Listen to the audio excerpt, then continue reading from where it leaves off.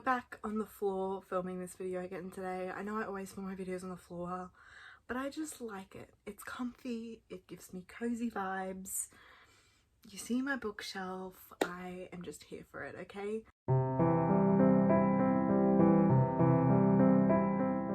Hey everyone, it's Isabella. Welcome back to my channel. Welcome to my channel if you are new. Today we're going over all the books I read in the month of November. I read 5 books. I reckon it was a pretty good reading month. I read some pretty solid books. I was reading one book for like the majority of the month, but it was amazing. It was so good. So I'm really excited to talk about them. I can't believe it's December. I feel like everyone's saying that in every single video, but like genuinely no idea where the year went. Although I must say, I am very, very excited for the new year because I'm just excited for my new year reading plans. It's like my favorite time of the year when I can plan out new goals. Whether I stick to them or not, that doesn't matter. It's setting them out makes me feel like I've achieved something. Okay, we're gonna jump right on in. I might start with like the book that I was reading for like the majority of the month because I just, you know, I feel like that's just where we should start. And that was A Court of Wings and Ruin by Sarah J Maas. So this is the 3rd book in the ACOWAR series. I'm sure you've heard about it, and it's my favorite one. I gave this 5 stars. I've heard a lot of people say that this is their least favorite. Cannot relate. I loved every single second I read this book. It is heavily based on war, so if you're not a war or a politics person, I can see why you might not like it because it is like the whole plot. But like, it was just so good in my opinion. I did read this via ebook because I never would have picked this up if I didn't, because it's massive. It's literally a brick. I'm currently reading A Court of Silver Flames, which is literally like 1,000 pages. Also reading that ebook. I was unsure whether I wanted to continue the series in terms of reading A Court of Silver Flames because I'm not a Nesta stan at all. But maybe this book will change my mind. I thought I might as well read it. I love the series. This book was just everything I wanted. It was the perfect book for me. I feel like this was my personal favourite in the series because in A Court of Mist and Fury, which is a lot of people's favourite, it's the 2nd book,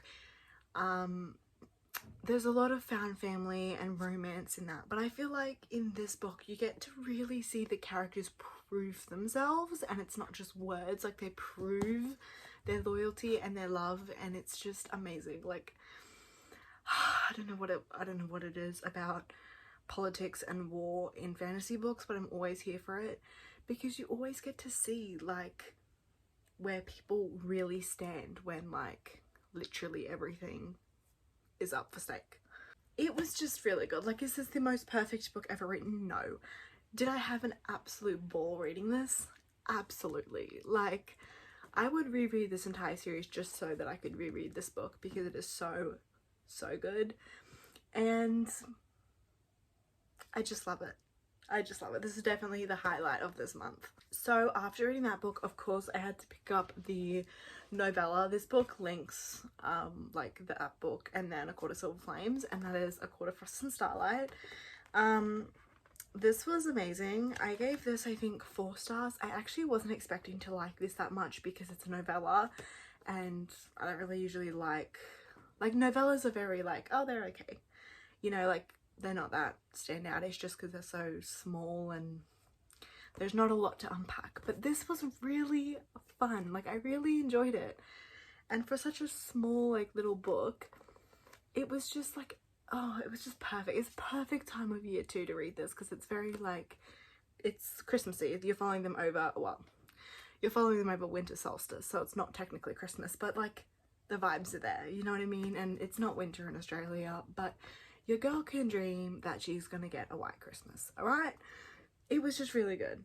I enjoyed it a lot. Was very happy with the outcome of this book because, again, I was a bit nervous going into a novella. But yes, this, like I said, this story just follows them over winter solstice. Not a whole lot happens, but what does happen in the story is just wonderful. And you just spend time with the characters, and it's fabulous. Speaking of ACOWAR, I really wanted to show you guys these earrings that I bought because I saw them and I'm like, oh my gosh, they are amazing. Like, it just reminds me so much of the Night Court. You've got like, oops, I lost one. You've got the sword, you've got the rose, you've got like the stars and the moon.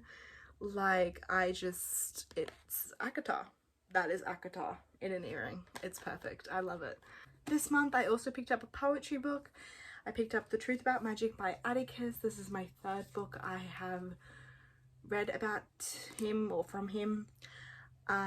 This book, I don't rate poetry books just because I think they're different to everyone's own interpretation. Like, I don't know, it's hard for me to rate them because I literally just rate them based on how I relate to them, and I don't think that's really fair, so I just don't rate them. But this book wasn't my favorite by his, but it wasn't my least favorite. It stands in the middle.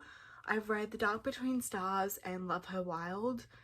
I think The Dark Between Stars was the disappointment for me personally, but this book was actually quite good. I enjoyed it. I do really enjoy reading his books just because he has the pretty illustrations, and who doesn't like pretty illustrations?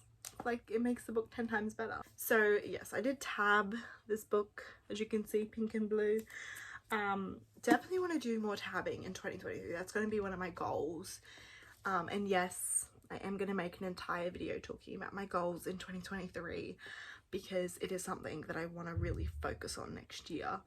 In terms of reading, like New Year's resolutions, no one sticks to them, or at least I don't. But reading goals, I've been pretty good with achieving them, so hopefully I stick to them. And tabbing and annotating is definitely going to be on that list. This book though, I would recommend you pick it up. It's not one that I would necessarily go out of my way to recommend, but if you have it on your shelf, I do think it is worth the read. It's literally just about, like, honestly, this book covers a lot. Like, unlike his other books, like Love Her Wild is quite literally just about love. This covers quite a lot of different topics and things, which could be why I enjoyed it. But yeah, it was really good. It was a fun time. I feel like poetry books are kind of hard to be bad, so. Another book I read this month, I actually did read physically, but I cannot find the copy of the book for the life of me, and that is The Grown Up by Gillian Flynn. Gillian? It's Gillian, right? I think so. This book, I think I gave 3 stars. But honestly, I don't remember a lot about it, but it's literally under 100 pages. Like, it is a tiny book that I just read because I was reading a quarter of Wings and Ruin and I needed a bit of a breakup book, and it was under 100 pages and it's a thriller. So I'm like, perfect. If you liked Verity by Colleen Hoover or Layla by Colleen Hoover, I think you're gonna like The Grown Up. It has a bit of an open ending where you're kind of left questioning who's the good person, who's the bad person, like who is it basically, and it's up for your own interpretation, which is a very big part of Verity. I'm gonna be honest, I don't really remember a whole lot about the plot. I know that there's a little boy. You're basically determining whether the little boy is evil or whether the mum is evil, I think. Is that right? I don't even remember. It's like something like that. You're trying to determine which one is actually in the wrong, and there's no answer. So it's like your own, like, who do you think? Does that make any sense? I'm really bad at explaining this. I don't remember much, so it's hard for me to explain that. It's a fun little story though. Like, if you need a bit of a breakup from a big book like A Court of Wings and Ruin, it was good. It did the job and it was enjoyable. And lastly, the most recent book I read, which I don't own physically, but you bet your bottom dollar I'm going to be buying it as soon as the new cover release comes out, because I actually really like it. Her other new cover releases I'm not really sure of, but this one is Heartbones by Colleen Hoover, and I read it by ebook just because I saw it on like my library app and I was like, that looks interesting. I read it in a day. I flew through it. It was so good. I gave it 5 stars. One of my new favorite Colleen Hoover books, and nobody talks about it. Why does nobody talk about Heartbones? It is like one of her best books. In Heartbones, you're following Bea and Samson. Bea comes from extreme poverty and her mother passes away, which leads her to go live with her father, whom she has no real relationship with. And there she meets Samson, who is her father's next door neighbour. Samson's the complete opposite of Bayer. He has, well, his father has multiple beach houses and he kind of lets him rent out, and he's quite rich. So you've got the polar opposites. Obviously though, it is a Colleen Hoover book, so there is a plot twist, but it actually was really good. Like, it went with the story very well. And I didn't necessarily see it coming, but it also wasn't like one of those plot twists that's like, oh my gosh, that's so unbelievable. Like that, you know, when you like have a plot twist and you're like, girl, that did not happen. It was believable, it fit the story, and it was really good, and I really enjoyed it. I cried my eyes out the last like 70 pages. It was so good. Had the perfect ending that I wanted. It was just such a good book, and again, I don't know why more people aren't talking about it. Like, everyone raves about It Ends With Us and Ugly Love, which are two favourite books of mine by Colleen Hoover, but like Heartbones is up there. It's up there, and nobody, like, I never see anyone, and it's genuinely like, what are you guys doing?